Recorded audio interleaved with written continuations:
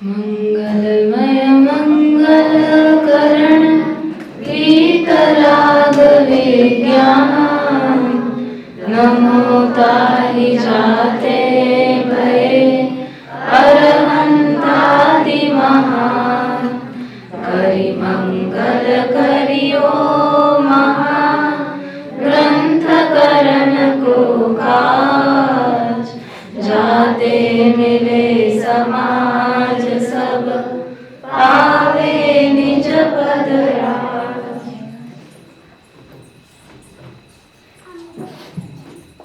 यस्यास्ति शक्ति स वदति पुरतो में जैन निर्ग्रंथवादी। समंतभद्र स्वामी का ये उद्घोष लगभग आज से करीब 1800 वर्ष पहले पूरे भारतवर्ष में घूमता रहा है कि जिस किसी भी की भी शक्ति हो वो आके मुझसे बात करे, मुझ जैन निर्ग्रंथवादी से बात करे, ऐसा उन्होंने खुला चैलेंज दिया। वादार्थी विचराम्य हम नरपते शार्दुल विक्रीडितम। शार्दुल की भांति है नृपति, हे राजन मैं खुला विचरण कर रहा हूँ, जिसकी भी शक्ति हो आओ कन्फ्रंट मी, डिबेट करो, ऐसा ललकार उस समय में आचार्य समंतभद्र ने की।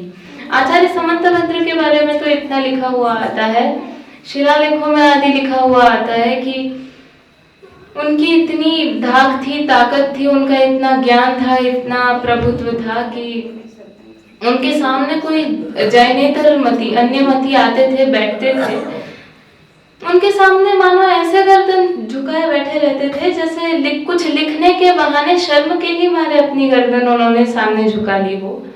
उनके कहने का आशय ये था कि समंतभद्र आचार्य को अन्य मतों के शास्त्रों का भी इतना ज्ञान रहता था कि उन्हीं के मत का ज्ञान उनको नहीं रहता था, आचार्य श्री को उनका ज्ञान रहता था, तो वे शर्म के मारे इतने झुक जाते थे कि जिस चीज को हम डिफेंड कर रहे हैं हमें उसी चीज का ज्ञान नहीं है, सामने वाला अच्छे से और निरूपण कर रहा है। इस तरह समंतभद्र स्वामी की बात आती है, उनके बारे में लिखा हुआ आता है। अगर ये आचार्य श्रृंखला तो बहुत पुष्ट रही ही है, हम विद्वत श्रृंखला की तरफ भी यदि दृष्टिपात करते हैं तो टोडरमल जी जैसे सशक्त विद्वान हमें देखने को मिलते हैं। इनके बारे में जीवन पत्रिका में अगेन पंडित रायमल जी ने लिखा, पाणे रायमल जी ने, कि जिनको कोई भी शंका हो वे आकर पंडित जी से मिले, पूछे वगैरह नहीं, बस मिले, ऐसा उन्होंने जीवन पत्रिका में लिखा। पंडित जी की यह अपूर्व कृति मोक्ष मार्ग प्रकाशक, इसका हम अवलोकन कर रहे हैं, एक जिस देख रहे हैं, इसका सार हम देख रहे हैं। कल हम मंगलाचरण की चर्चा साधारण अर्थ देखने के पश्चात हमने देखा था कि मुख्य रूप से किन किन बिंदुओं पर पहले अध्याय में पंडित जी साहब ने चर्चा की है। उस श्रृंखला में देखा कि वह वक्ता श्रोता उनसे शंकाकार उनसे प्रश्न करता है कि ये अरहंत सिद्ध आचार्य उपाध्याय साधु को जो आपने इनडायरेक्टली नमस्कार किया है, आगे जाके आपने ये जो इन डेप्थ जो अरहंत सिद्ध आचार्य उपाध्याय साधु इनको नमस्कार किया है, इनको नमस्कार करने से क्या प्रयोजन है, उसका अच्छे से समाधान करते हुए उस शिष्य के शंकाकार के गले बात को उतारते हुए आगे बढ़े। फिर आगे उस व्यक्ति ने पूछा कि इतना लंबा चौड़ा आपने मंगलाचरण किया है 5-6 पेजेस का, इस मंगलाचरण करने का क्या प्रयोजन है? आपको मोक्ष मार्ग प्रकाशक बताना ही था तो आप सीधा you should have started with the ग्रंथ, आप सीधा शुरू कर देते, पॉइंट पर आते। इसको नमस्कार, उसको नमस्कार। मंगलाचरण की श्रृंखला में 5 परमेष्ठियों को नमस्कार करने के पश्चात चैत्यालयों को नमस्कार, कृत्रिम कृत्रिम जिन चैत्यालयों को नमस्कार, और जो भी योग्य श्रावक श्राविकाएं हैं उनको नमस्कार, विद्यमान 20 तीर्थंकरों को नमस्कार, भूतकालीन 24आवली, वर्तमानकालीन 24आवली, भविष्यकालीन 24आवली को नमस्कार। इतना सब आप क्यों कहते रहे? सीधा पॉइंट पर आते, मंगलाचरण करने का क्या प्रयोजन रहा? तो उसको भी बड़े अच्छे से पंडित जी ने समझाते हुए, निर्विघ्न समाप्ति का हेतु देते हुए, और उसमें उस शंकाकार को जो भी शंकाएं आ रही थी कि निर्विघ्न समाप्ति ऐसा तो कुछ देखने में नहीं आता है, उसको भी उसका लॉजिकल एक्सप्लेनेशन देते हुए पंडित जी आगे बढ़ते हैं। पंडित जी आगे बढ़ते हुए कहते हैं, बढ़ते हैं, ये सारा प्रयोजन उसको समझाते हैं। आगे शंकाकार का फिर यह प्रश्न खड़ा होता है कि इस ग्रंथ, जो ग्रंथ आप लिखने जा रहे हैं, हम इसे क्यों पढ़ें? इसका प्रूफ क्या है, प्रामाणिकता क्या है इस ग्रंथ की कि आपने ऑथेंटिक ग्रंथ लिखा हुआ है? तो उन्होंने कहा है कि मैंने ऑथेंटिक क्योंकि हमें तो कुछ चाहिए, सामने सबूत चाहिए, हम ऐसे ही कैसे मान लें? तो उसने कहा, पंडित जी ने कहा, ऑथेंटिक तो ये ग्रंथ है, प्रामाणिक तो ये ग्रंथ है। पंडित जी उसको समझाते हुए फिर शिष्य को कुछ हेतु देते हैं। कहते हैं, पहली बात तो मैंने मूल शास्त्रों का अवलोकन किया है और उनके आधार से मैं यह ग्रंथ लिख रहा हूँ, इसलिए मैं यह ग्रंथ में कोई फेरफार होने की संभावना नहीं है, विपरीतता होने की संभावना नहीं है, इसलिए यह मूल ग्रंथ कि जैसा ही है आर्ष परंपरा को साथ लेकर चल रहा हूँ। हाँ, इतना पॉसिबल है कि मेरा प्रेजेंटेशन का स्टाइल अलग हो सकता है। जैसे किसी के पास मोती है, मणि है, मोती जैन शासन में वर्जित हैं, जो ओरिजिनल होते हैं क्योंकि वे तरसजीव होते हैं, परंतु मणि है और उसका कोई हार बना रहा है, तो कोई 10 मणियों का हार बनाए, कोई 20 मणियों का हार बनाए, कोई किसी मणि को पहले पिरोए, कोई किसी को बाद में पिरोए, इवेंचुअली हार बनना है। प्रेजेंटेशन का स्टाइल सबका अलग अलग हो सकता है, लेकिन मटेरियल तो वही है।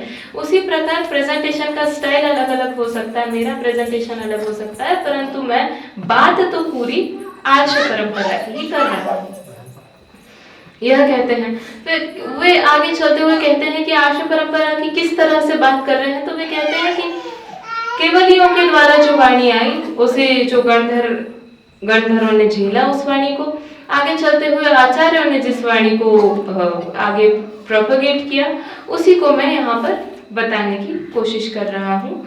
तो जो और भी कम बुद्धि के जीव है, जिन्हें और सिंप्लीफाइड वर्जन्स चाहिए हैं चीज़ों के, उनके लिए मैं ये चीज़ें लिख रहा हूँ, इसलिए यह ग्रंथ तो प्रामाणिक है। प्रामाणिकता पूछ रहा है वह व्यक्ति। पंडित जी साथ साथ इस बात को भी एक्नॉलेज करते हैं कि ये बात सही है कि समय के साथ साथ ग्रंथ कुछ कई नष्ट हुए हैं, हमारे पास अवेलेबिलिटी में पूरे ग्रंथ नहीं है। समय के साथ ग्रंथों के नष्ट होने के बहुत कारण होते हैं। कुछ ग्रंथों को दुष्टों ने नष्ट किया, कुछ ग्रंथ अनभ्यास की वजह से नष्ट हुए, उनको इग्नोर इतना हो गए कि उनकी तरफ ध्यान ही नहीं गया और वे पड़े पड़े ही नष्ट हो गए। ये एक तरह से नष्ट हुए। और एक तरह से यह अवेलेबिलिटी का ऐसा भी इशू हुआ कि अभी जैसे हम पंडित जी का ही समय ले लें, पंडित जी के समय गंधहस्ती महाभाष्य उपलब्ध था, ऐसा हम समझ सकते हैं।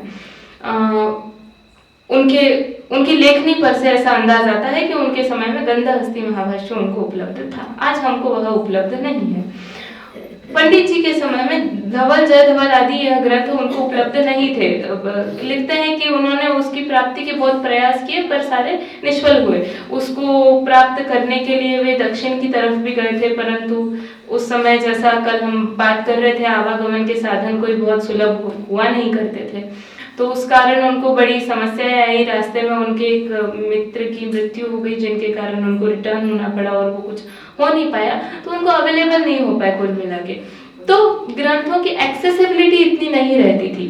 पंडित जी कहते हैं ये सारे फैक्टर्स कंसिडर कर लें, इसके बावजूद भी जितना भी मैंने लिखा है वह सब जितना आर्ष परंपरा के थ्रू मेरे पास आया है, जितना मूल ग्रंथों का सामान है, मैंने वही आगे पहुंचाया है। इसमें मेरे मन की बात मैंने कुछ भी नहीं लिखी है, प्रेजेंटेशन अलग किया है, मूल बात मैंने वैसी की वैसी लिखी है। पंडित जी आगे बातों बातों में ये भी कहते हैं, क्योंकि मुझे ये इसलिए पता है क्योंकि मैंने कुछ अध्ययन किया भी है। पंडित जी बताते हैं कि पंडित जी यहाँ लिखते हैं कि मैंने पंच परमागमों का सटीक अध्ययन किया है। आपने पढ़ा होगा स्टार्टिंग का वो पेजेस तो आपको पता होगा कि पंच परमागमों का सटीक अध्ययन किया है। एक ब्रीफली बताते हैं क्या क्या उन्होंने पढ़ा है। चरणानी योग का के कुछ ग्रंथों का अध्ययन किया है, सुष्टु कथाओं सहित प्रथमानु योग के कुछ ग्रंथों का अध्ययन किया है, और भी ग्रंथों का अध्ययन उन्होंने किया है। कुछ ज्योतिष के ग्रंथों का, कुछ न्याय व्याकरण आदि शास्त्रों का थोड़ा बहुत अध्ययन उन्होंने किया हुआ है। इस तरह थोड़ा बहुत अध्ययन मेरा भी है, इसलिए जितना मैंने अध्ययन किया है उतना मैं आपके सामने लाकर रखूंगा। पेज नंबर 11 पर वो लिखते भी हैं कि भली होनहार से और अच्छे संस्कार से मुझे ज्ञान है और उसको मैंने यहाँ पर बताया है। तो ये बात ध्यान देने लायक है, भली होनहार अच्छे संस्कार, इतना सब उन्होंने लिखा है। यह इसके लिए लिखा है कि सामने वाले पढ़ने वाले का, पाठक का, श्रोता का विश्वास डेवलप हो जाए कि ऐसे ही मन की बात नहीं कर रहे, इन्होंने कहीं से पढ़ा हुआ है और फिर ही ये बात कर रहे हैं। इस वजह से इन्होंने ये सारा अकाउंट दिया कि मैंने इतना इतना पढ़ा है। ये बात ध्यान में रहे कि पंडित जी का ऐसे कोई फॉर्मल एजुकेशन हुआ नहीं था, उनके कोई गुरु नहीं थे। जितना भी ये सब पढ़ा है उन्होंने खुद ही पढ़ा है। बचपन में कहते हैं वो कोई शैली में पढ़ते थे, तो नॉर्मल पाठशाला वगैरह में कुछ पढ़ते थे, परंतु ये सारा जो उन्होंने अध्ययन किया है वो उनका खुद का अर्जित है, तो वह स्वाध्याय के बल पर उनका इतना अध्ययन था। ठीक, तो वह बोलता है ग्रंथ की प्रामाणिकता की चूंकि बात चल रही है, वह शंकाकार शंका कर रहा है। शंकाकार ने ये सारी बातें सुनी, उसको थोड़ा बहुत जमा, फिर वो कहता है लेकिन अगर आपने ये कुछ गलत लिख दिया, बाय चांस, इतना होने के बावजूद भी आपने कुछ गलत लिख दिया इस ग्रंथ में, तो हमें क्या भरोसा है। तो वो कहता है मैं कुछ गलत नहीं लिखूंगा, क्योंकि गलत दो तरह के व्यक्ति लिख सकते हैं। पहली बात तो जो ठगता हो और जो ठगाया जाता हो, कि द वन हु लाइज और the one who has been lied to, तो ऐसा दो व्यक्ति गलत तरह का निरूपण कर सकते हैं। तो वो कहते हैं कि मैं कोई ठगने के प्रयोजन से यहाँ बैठा नहीं हूँ, इसमें कोई मेरा पर्सनल स्वार्थ है नहीं, तो मैं तो जैसा है वैसा ही बोलूंगा। अच्छा, वो कहता है सामने वाला शंकाकार, ठीक है, मान भी लेते हैं कि आप नहीं ठग रहे हैं, आप डेडिकेशन से लिख भी रहे हैं, तो ये क्या गारंटी है कि आप जिनका मटेरियल को आधार बनाकर आप लिख रहे हैं वह सब ऑथेंटिक है, वह सब प्रामाणिक है, इसका क्या आधार है, हम कैसे मान लें।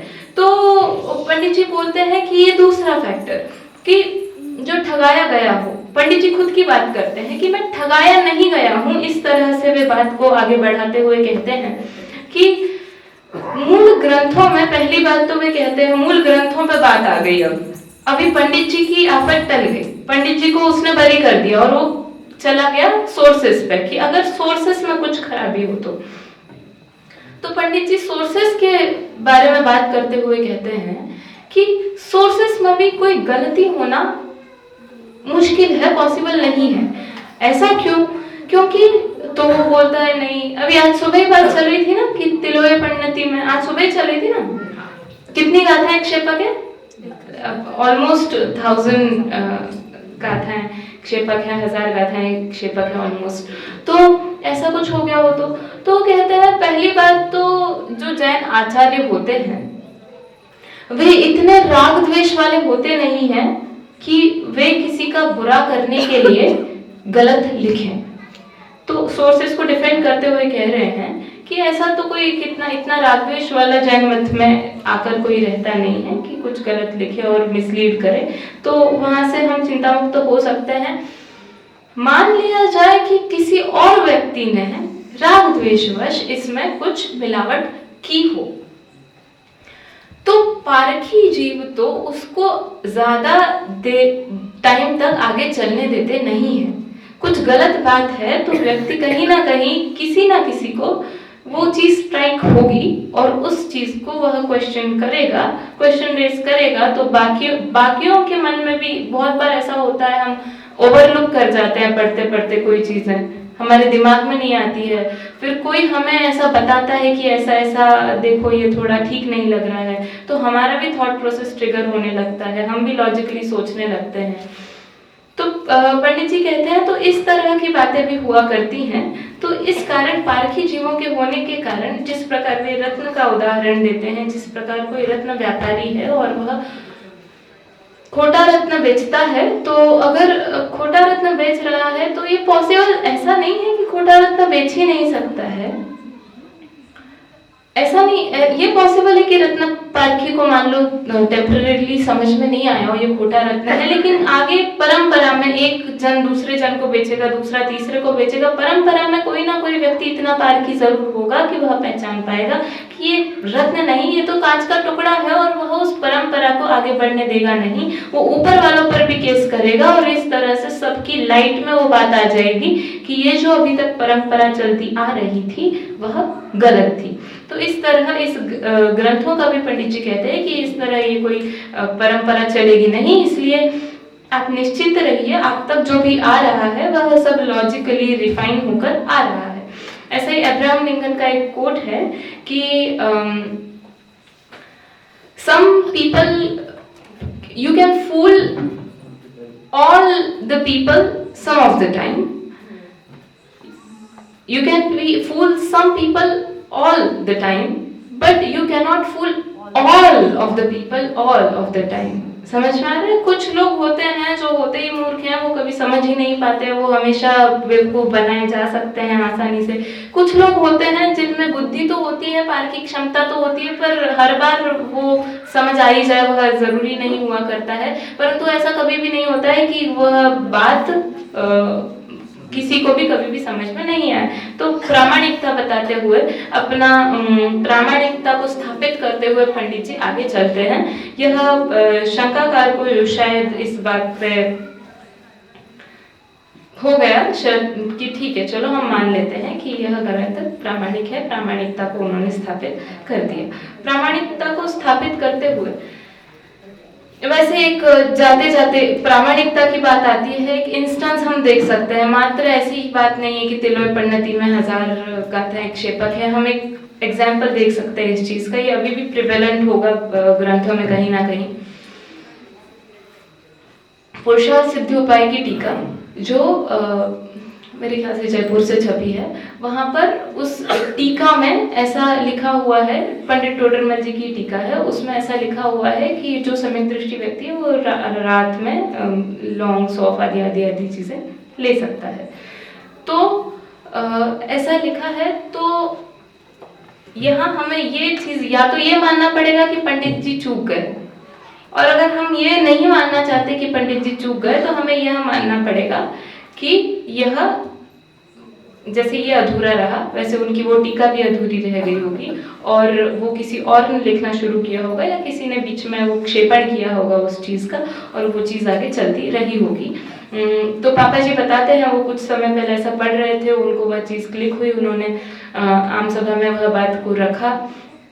उसका अनुवाद एक्चुअली पंडित योगेश जी अलीगंज के पिताजी गंभीर चंद जी उन्होंने किया है। तो योगेश जी से बात की गई जब पंडित योगेश जी से, तो उन्होंने इस बात को बताया कि मेरे पिताजी जब अनुवाद कर रहे थे इस चीज का, तो ये कुछ इंस्टेंसेस थे जहां पर पिताजी सहमत नहीं थे उन बात से।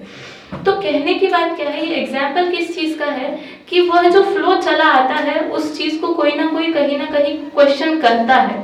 अब अगर कोई व्यक्ति उस चीज को फुटनोट में डाल देता है, मुझे लगता नहीं है वो चीज अभी फुटनोट में है, पर अगर वो फुटनोट में चीज आ जाती है तो और लोगों को सोचने का अवसर मिलता है, और इस तरह से अगर कोई गलत परंपरा है तो वह आगे तक चल पाती नहीं है। इस कारण ग्रंथ की प्रामाणिकता बरकरार है, इस तरह पंडित जी कहते हुए आगे बढ़ते हैं। आगे बढ़ते हुए पहले अध्याय में ही और यह बात करते हैं, पंडित जी कहते हैं कि शास्त्र, कैसे शास्त्रों को पढ़ना। तो पंडित जी कहते हैं कि जो हमारे काम क्रोध विषय वासना आदि को बढ़ाए, ऐसे शास्त्रों को नहीं पढ़ना, ऐसे शास्त्रों को पढ़ना जिनसे हमारे राग द्वेष की कमी हो, क्योंकि हमारा प्रयोजन ही वीतराग विज्ञानता है, ऐसे शास्त्रों को हमें पढ़ना। ऐसी बात, अब बाकी जैसा कहा होमवर्क आप करके आए होंगे, आप कर रहे होंगे, पढ़ते हैं आप लोग अध्याय बाय अध्याय, अभी तो हमने ज्यादा किया भी नहीं है, तो पहला अध्याय तो छोटा ही सा है। तो वहां पर बताया, ये पढ़ा होगा आपने, तो यहाँ पर ग्रंथ, कैसे ग्रंथ पढ़ना चाहिए। फिर आगे चलते हुए पंडित जी कहते हैं कि वक्ता का स्वरूप क्या होना चाहिए, उस पर प्रकाश डालते हुए कहते हैं कि वक्ता दृढ़ श्रद्धानी होना चाहिए। he should believe what he is telling to the world ना, उसको स्वयं को विश्वास होना चाहिए। स्वयं की बात में दम नहीं आएगा तो सामने वाले के गले वह उस बात को कैसे उतार पाएगा। तो वक्ता दृढ़ श्रद्धानी होना चाहिए कि ग्रंथ में लिखा है तो यह बात सही ही होगी। तो इस तरह जैसे फॉर एग्जाम्पल हम ले सकते हैं, इसका अर्थ ये कहीं भी नहीं लेना है कि उसको क्वेश्चन नहीं करना चाहिए, अपने लॉजिक्स का प्रयोग नहीं करना चाहिए, ऑफकोर्स करना चाहिए, पर जहाँ पर प्रयोजनभूत चीजों की बात आती है वहां पर तो जरूर उसको भी पारखी बुद्धि रखकर प्रयोजनभूत चीजों में परीक्षा कर कर फिर सही चीज का श्रद्धान करके उस चीज को बताना चाहिए। और जहां पर बहुत प्रयोजन की बातें नहीं है, फॉर एग्जाम्पल ले लो, किसी ग्रंथ में आया कि अमुक चीज अवश्य है, ग्रंथ प्रामाणिक है और कहीं आए यह चीज अवश्य है, तो वक्ता को चाहिए कि वो श्रद्धानी रहे कि यह कहा है, वक्ता की अगर प्रामाणिकता है तो कुछ ठीक ही कहा होगा, तो उस चीज में श्रद्धानी रहे। एक एग्जाम्पल है, हम बहुत चीजों में लगा सकते हैं, मात्र चरणानुयोग की बात नहीं है, प्रथमानुयोग की चीज है, अभी किसने जाकर देखा ऐसा ही हुआ था कि नहीं, पर उसका काम है उसको पुटअप करना स्ट्रांगली उन चीजों को, तो वैसा वह वक्ता करे। दृढ़ श्रद्धानी हो, अल्पकषायी हो, क्रोध मान माया लोभ की अधिकता उस वक्ता में नहीं हो। इसी में आगे बताते हैं कि वक्ता प्रश्न सह हो, उसको सामने वाला अपने प्रश्नों से बॉम्बार्डिंग कर रहा है और फिर भी उनको गुस्सा नहीं आ रही, कितने प्रश्न पूछ रहा है, अरे इसको समझ में नहीं आ रहा है क्या मैंने एक बार बोला है, तो कितने सिली क्वेश्चंस पूछ रहा है, तो ऐसा प्रश्न सह हो। या फिर वक्ता के मान लो पर्सनल लाइफ में कुछ कमी हो और मान लो कोई इनडायरेक्टली उसके बारे में प्रश्न कर रहा हो तो उसको चिढ़ ना हो, वो सही निरूपण करे, प्रश्न सह हो। अभी इसमें जितना एंगल्स लगा सके हम लगा सकते हैं। तो ये तो एक एक चीज बता दे, प्रश्न सह हो, जब कहा अल्पकषायी हो, क्रोधमान माया लोभ की हीनता हो, नहीं हो, ऊपरी तौर पर हम कह सकते हैं उसमें क्रोधमान माया लोभ, तो प्रश्न सह आदि ये सारे गुण तो उसमें आ ही जाते हैं। ऐसा अल्पकषायी हो, मानी नहीं हो, क्योंकि मानी होगा तो सामने वाले बैठे हुए लोग डरने लगेंगे, इनको तो बहुत थोड़ा भी कुछ यहाँ वहाँ हो जाए इनको तो पसंद नहीं आता है, हम ऐसे नहीं बोल सकते, नहीं पूछ सकते, आदि आदि। लोभी नहीं होना चाहिए, क्योंकि यदि वक्ता ही लोभी होगा तो वह थोड़े से ग्रुप को खुश करने के चक्कर में कुछ गलत निरूपण भी करने की संभावना रह सकती है।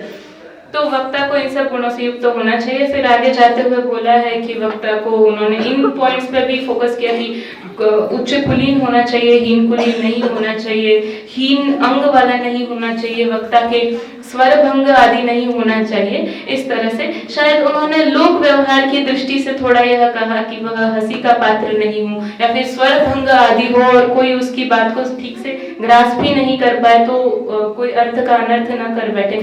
तो इस हिसाब से वक्ता को कैसा होना चाहिए, इसके कुछ रफली उन्होंने पैरामीटर्स दिए हैं। तो वक्ता का स्वरूप विशेष आप पढ़ें। श्रोता कैसे हो, तो श्रोता भी तीव्र जिज्ञासा वाले इस भावना से आए हुए हो कि मुझे तो मेरा कल्याण करना है, मुझे सुखी होना है, यह सुख वह इस बात का विचार करे, मैं कौन हूँ, मेरा स्वरूप क्या है, मैं जो भाव कर रहा हूँ इनका फल क्या होगा, फेमस लाइंस है। तो इन सब का वह निरंतर विचार करता रहे, उसको श्रोता को भी इसी चीज की धगज हो, उसको भी इस चीज का श्रद्धान हो कि ग्रंथों में जो बात कही है या फिर वक्ता जो बात कह रहा है वह बात सही कह रहा है। इस बात को वह अच्छे से ध्यान में रखते हुए ग्रंथों पर श्रद्धान करे और आगम में जो आया है उनका अवलोकन करे। श्रोता ऐसा होना चाहिए। और भी क्वालिटीज हैं, ऊपरी तौर पर हम देख रहे हैं श्रोता की क्वालिटीज बताते हुए पंडित जी कहते हैं कि जो तीर्थंकर रूपी सूर्य हैं उनका अस्त हुआ, उसके बाद आचार्य गंधर आदि एक बड़ा दीपक लेकर हमारे सामने आए। क्योंकि कल हम जो बात कर रहे थे, जो स्टार्टिंग में बात की कि एक रास्ता देखना जरूरी है, सबकी एबिलिटी इतनी नहीं हो पाती है कि अंधेरे में वो कवर्ड रास्ता देख पाए, उनको चाहिए कि वो उनको कोई लीड करे। तो तीर्थंकर रूपी सूर्य का अस्त हुआ, एक बड़े दीपक का उदय हुआ, गंधर आचार्य आदि रूप, लेकिन अभी उनका भी फिलहाल अस्त है। तो पंडित जी कहते हैं मैं अपने एक छोटे से दीपक को लेकर यह मार्ग को प्रकाशित कर रहा हूँ, जिनकी बहुत तेल आदि खरीदने की सामर्थ्य नहीं है, वो इस छोटे दीपक से ही काम चला ले। तेल आदि खरीदने की सामर्थ्य नहीं है, अर्थात कि जिनको मूल ग्रंथों का जैसे हमें मूल ग्रंथ के वाक्य की भाषाएं, मूल गाथाएं अगर डायरेक्टली समझ में नहीं आती हैं तो हम उनके एक्सप्लेनेशंस को रिफर करें, मोक्षमार्ग प्रकाशक आदि जैसे ग्रंथों को रिफर करें जो इजियर सिंप्लीफाइड वे में लिखे गए हैं। तो इस छोटे दीपक को मैं लेकर आया हूँ, तो आप सब इसका अवलोकन करें। तो his purpose was to take this thing to more and more people, किस तरह से ज्यादा लोग इसको समझ पाए, क्योंकि जटिलता के कारण बहुत बार फिर आलस की वजह से हम उस चीज को छोड़ ही देते हैं। ऐसा ना हो, उसके वह कहीं बैरियर ना बने, इस कारण पंडित जी हमें एक सॉल्यूशन लेकर सामने उपस्थित हुए हैं। फिर पंडित जी कहते हैं कि हमने इतना उद्यम किया है और भी लोग इतना उद्यम करके कुछ सिंप्लीफाइड ऐसे ग्रंथों की रचना कर रहे हैं।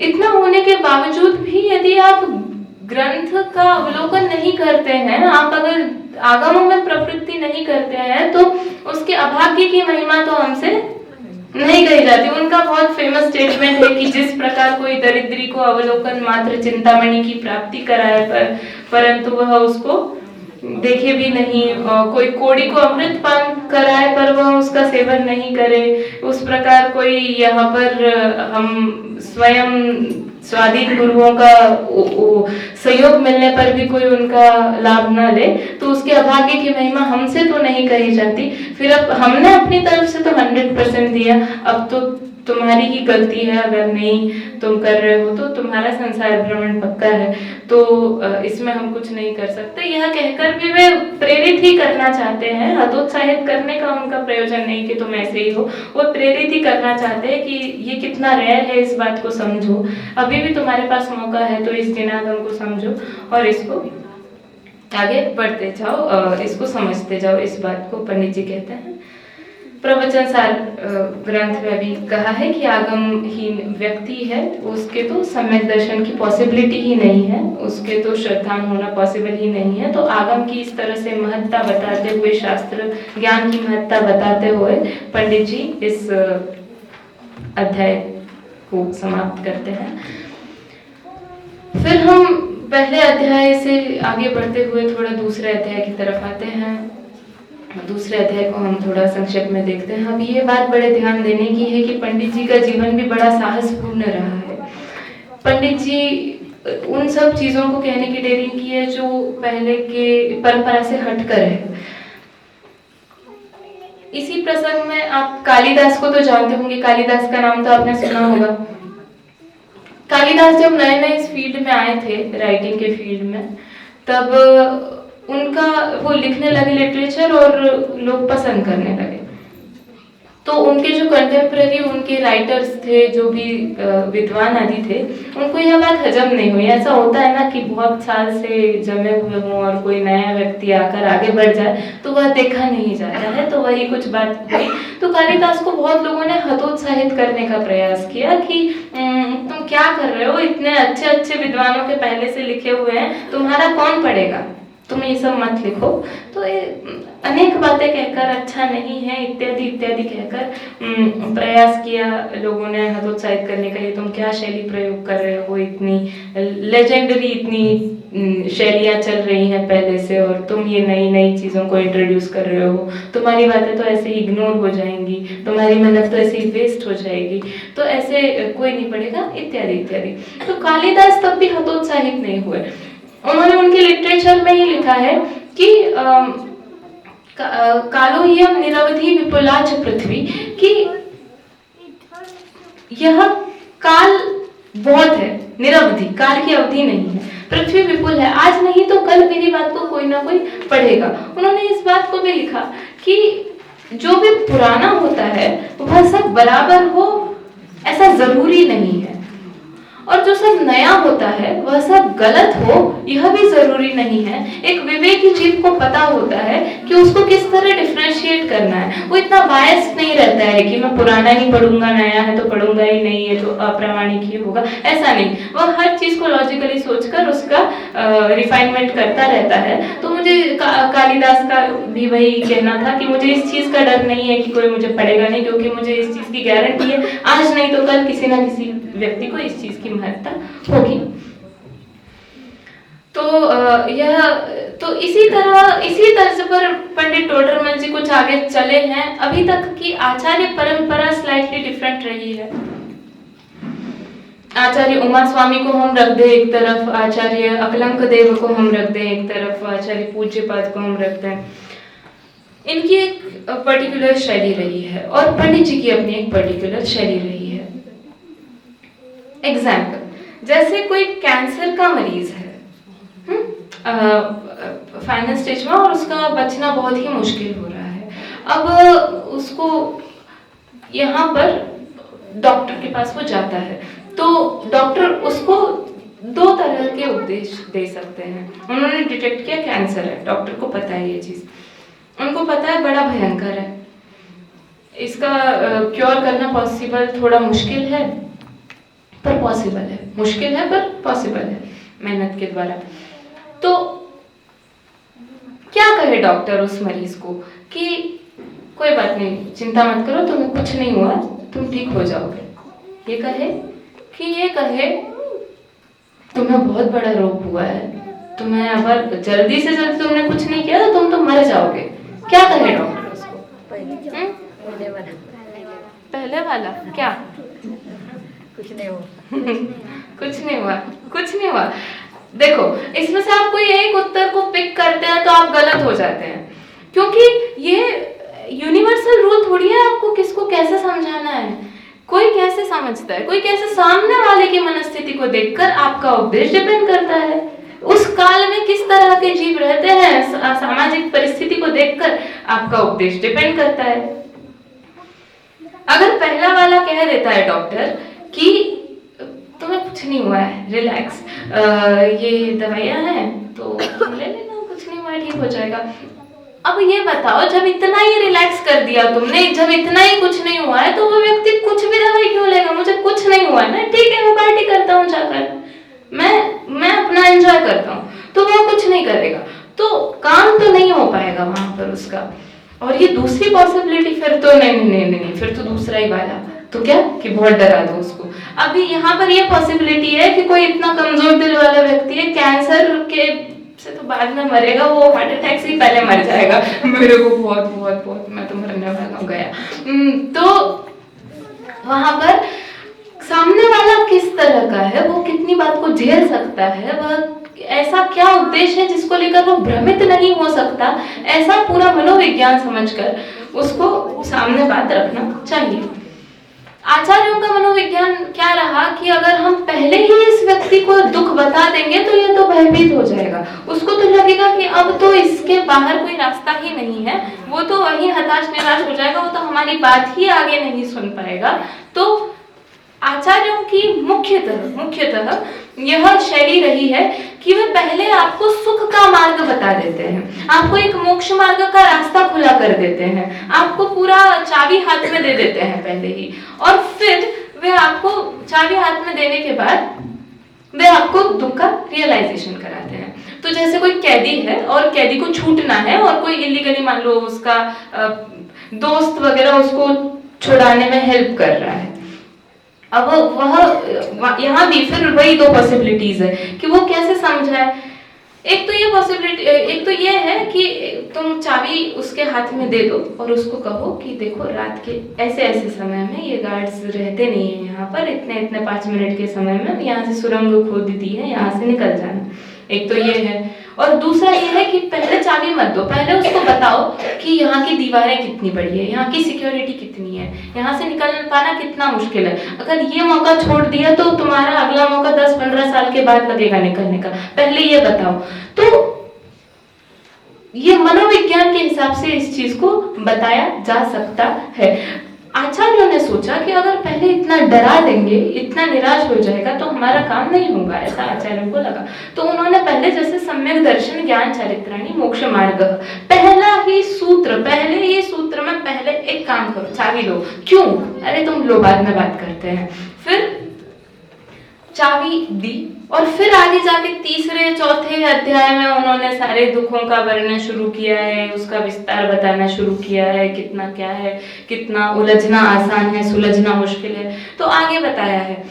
तो इससे क्या होगा कि आगे जब वो दुख सुनेगा तो वो हतोत्साहित नहीं होगा, उसके दिमाग में यह बात रहेगी कि अरे मेरे हाथ में तो चाबी है, मैं कभी भी निकल सकता हूँ। तो वह दुखों को भी आसानी से सुन पाएगा, झेल पाएगा, उसका उत्साह डाउन नहीं होगा और वह फिर बाद में निकलने का उद्यम कर पाएगा। ऐसी आचार्यों का मनोविज्ञान रहा और उन्होंने इस तरह से, इस पॉइंट ऑफ व्यू से उन्होंने बातों को लिखा। ठीक है, nothing wrong with that.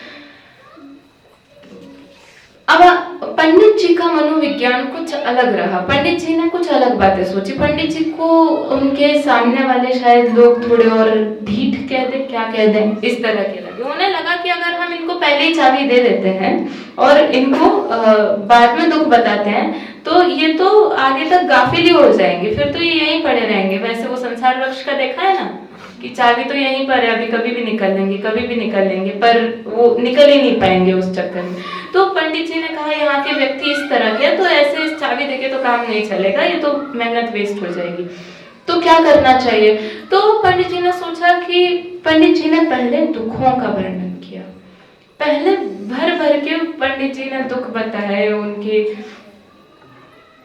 Ramayan में रावण का जब वर्णन करते हैं तो पहले ऐसे बताते हैं कि पहले राम से ज्यादा वर्णन रावण का किया है कि उसका कितना शौर्य था, उसकी कितनी सेना थी, वो कितना बलशाली था, उसके कितना अनअप्रोचेबल था, अनअप्रोचेबल, ठीक है।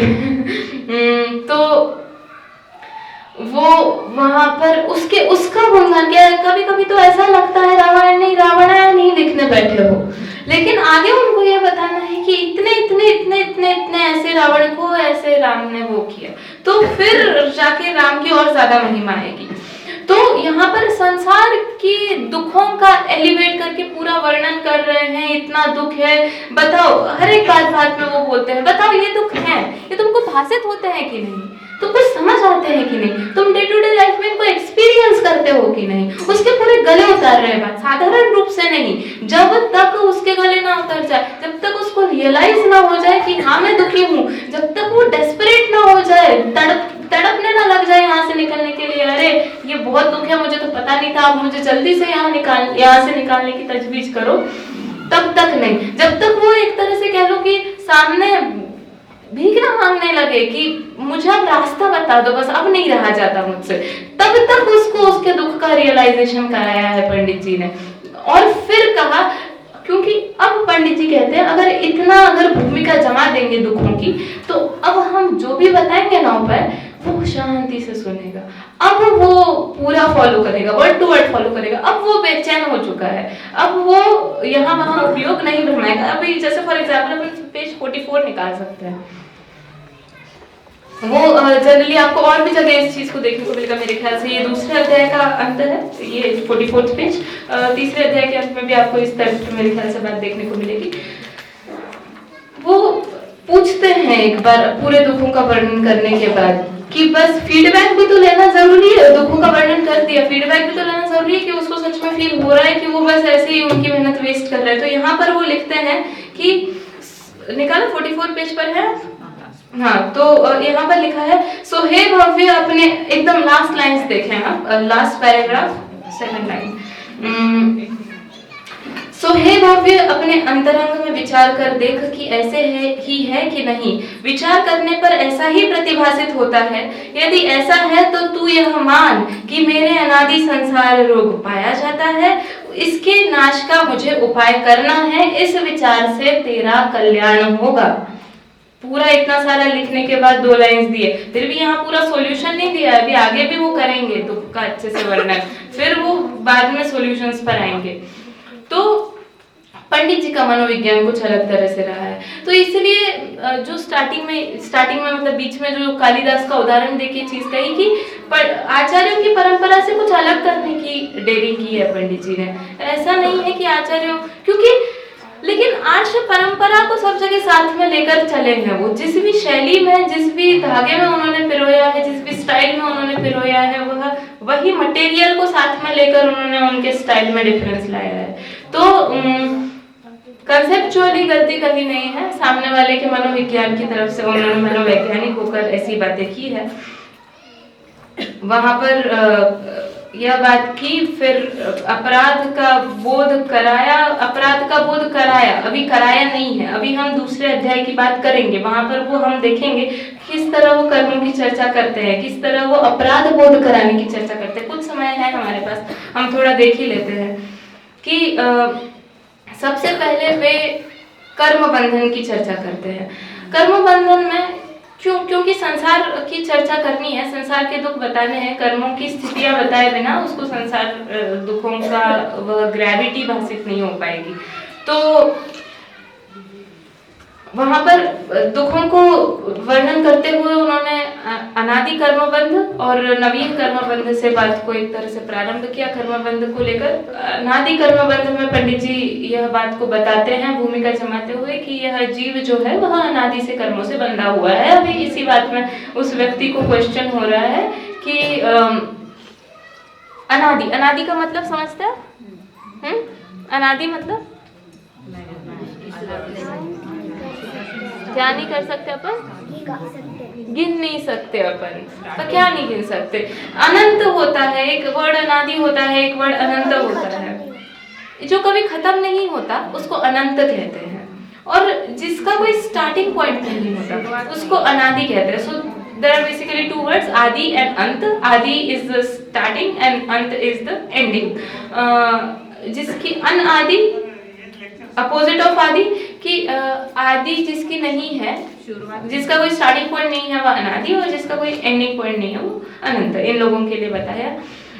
बहुत बात कर रहे थे भाई। तो यहाँ पर अनादि कर्मबंध की चर्चा की। पंडित जी कहते हैं कि कोई कर्म समझते हैं? ठीक है। कर्मों की अनादि कर्म, कुछ कर्म है जो अनादि से है। अब वहां व्यक्ति को प्रश्न होता है कि यह बात तो समझ में आती है कि कोई गलती की और जेल में जा रहा हूं मैं, लेकिन यह कैसे पॉसिबल है कि कोई गलती नहीं की, इन्वॉल्व ही कोई जेल में है ना? अभी वो कृष्ण का थोड़ा दिमाग में मत रखिए कि मैंने दिमाग में ला दिया, आपके दिमाग में था ही नहीं। वैसा कोई केस हो सकता है, पर ऐसा कभी देखने में आता है कि किसी को गलती नहीं है फिर भी उसको सजा सुना दी कि ये जो होने वाला बच्चा है वो बचपन से जेल में ही रहेगा? नहीं, गलती नहीं की। तो ऐसा नॉर्मली लगता है। तो प्रश्नकार भी प्रश्न पूछ रहा है कि अनादि कर्मबंध जो आप कह रहे हैं, कारण क्या? तो पंडित जी कहते हैं कोई कारण नहीं, अनादि है। अनादि नाम ही उसका है, अनादि है इसलिए, कारण नहीं है उसका कोई। तो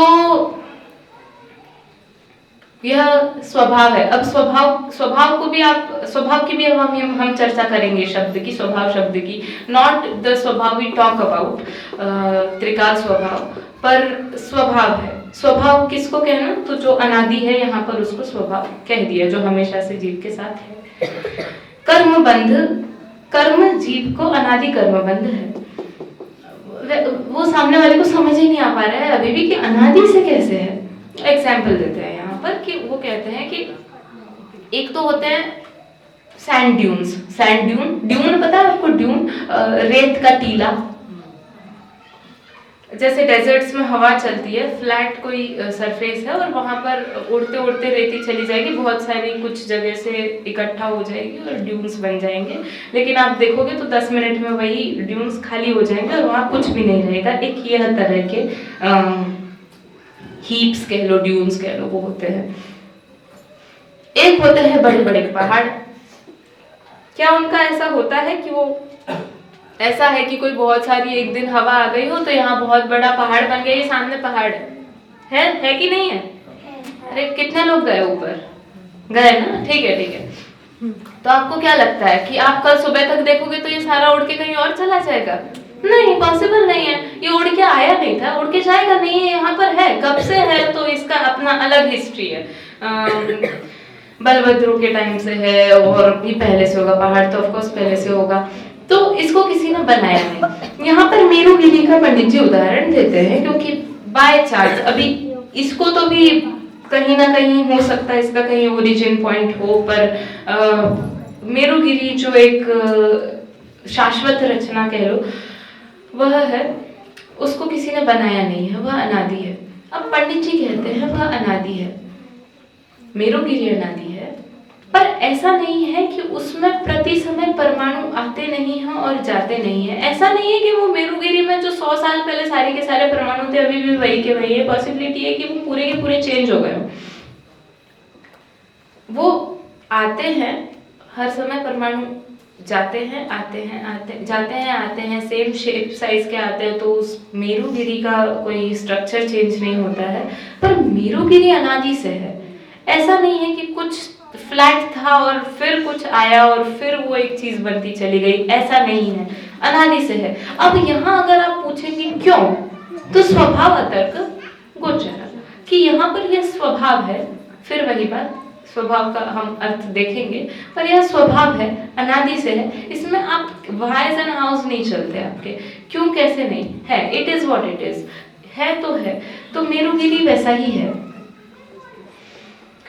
तो उसका उदाहरण देते हुए कहते हैं कि ऐसे ही जीव में अनादि कर्मबंध है, अनादि बंध है। फिर जैसे जिस प्रकार वो कहते हैं मेरुगिरी में परमाणु आते जाते हैं, तो नए परमाणु जो आते जाते हैं उसका कारण तो वो स्निग्धता, रुक्षता आदि आदि जिस भी कारण से वह बंधन होता है, हटना होता है, वह होता रहता है, उसका तो कारण है। एक पर्टिकुलर पॉइंट को आप पिन पॉइंट करते हैं और कहते हैं कि ये पर्टिकुलर वाले परमाणु क्यों आए गए, उसका तो कारण मिल सकता है क्योंकि उसकी आदि है, परंतु अनादि का कोई कारण नहीं है। उसी प्रकार जीव के अनादि कर्मबंध है। अब वह जीव पूछ रहा है हम मान कैसे, तो कहते हैं बस उसी तरह जिस तरह वह है उस तरह अनादि कर्मबंध है। इसके बाद भी प्रति समय कर्म आते हैं और जाते हैं, तो उसका कारण हमारे मोह राग द्वेष आदि भाव वह आने जाने का कारण बनता रहता है। इस तरह अनादि कर्मबंध की बात करते हैं, उसको अभी तक कंसेप्ट समझ नहीं आ रहा है, हमें भी शायद लग जाएगा थोड़ा टाइम समझने में। वह इस बात को भी नहीं समझ पा रहा है कि एक दो तरह के द्रव्य अनादि से साथ में कैसे हैं। वो फिर वही बात को पूछ रहा है कि कुछ ना कुछ कहीं ना कोई पॉइंट तो होगा कि ये चीजें साथ में आई होगी for the first time, for the very first time.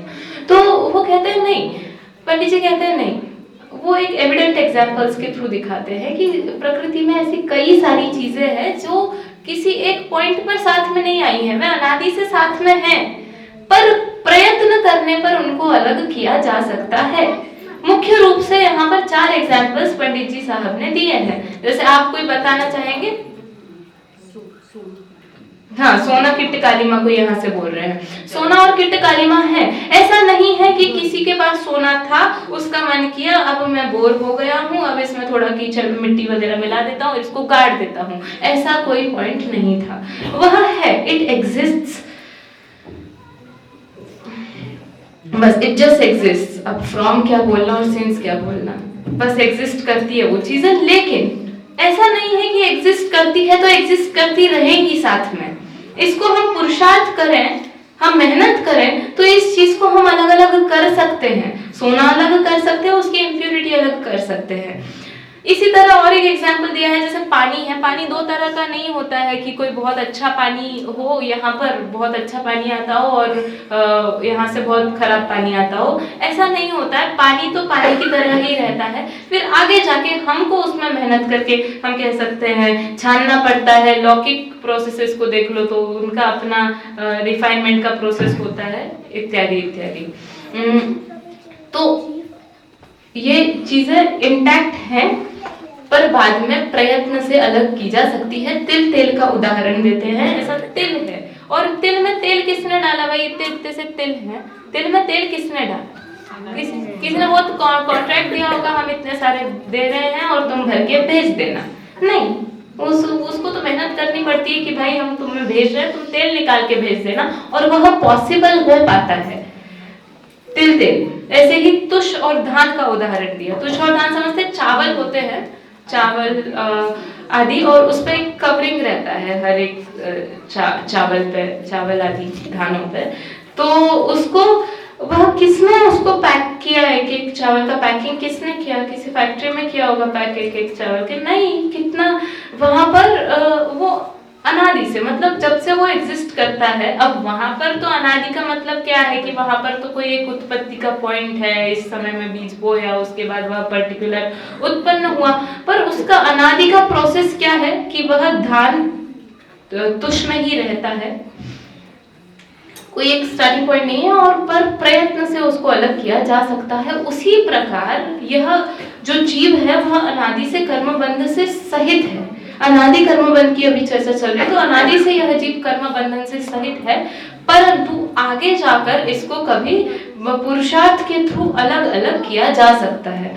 यह कर्मबंध जो है यह जीव का स्वभाव है, पारिणामिक भाव है। अब पारिणामिक भाव, जो मैं स्वभाव की बात कर रही थी, यहाँ पर हमें पारिणामिक भाव का अर्थ कोई त्रिकाल भाव नहीं लेना है। त्रिकाल भाव लेंगे तो दिक्कत हो जाएगी, फिर वो फ्यूचर में ज्ञान दर्शन की तरह ऐसा इंटैक्ट हो जाएगा कि वो कर्म और जीव कभी फ्यूचर में भी अलग नहीं हो पाएगा। पर यह तो साफ साफ दिखाई देता है कि वह अलग होते हैं। तो वह स्वभाव किस तरह है? बस अनादि से है, इसलिए वे स्वभाव है, परंतु पुरुष पारिणामिक भाव है, परंतु त्रिकाल स्वभाव नहीं है, ये बात ध्यान में रखो। और पुरुषार्थ से अलग किए जा सकते हैं, जिस तरह उदाहरण में आए हुए तेल, तुष्मास इत्यादि। जीव और कर्मों का पुरुषार्थ से आगे अलग हो पाना संभव हो पाता है। यह अनादि कर्मबंध की चर्चा करते हैं, आगे और भी चर्चा करेंगे। दूसरे अध्याय पर हम कल चर्चा करेंगे, समय सापेक्ष। तो आज के लिए इतना ही। आपका होमवर्क है, आप पहला अध्याय तो पूरा पढ़ लीजिए। अभी मैं दूसरे का भी बोलने वाली थी, पहला दूसरा पूरा पढ़ के आइए। मेरे को लगता ही नहीं आप लोग पढ़ते। ठीक है, ठीक है। तो दूसरा अध्याय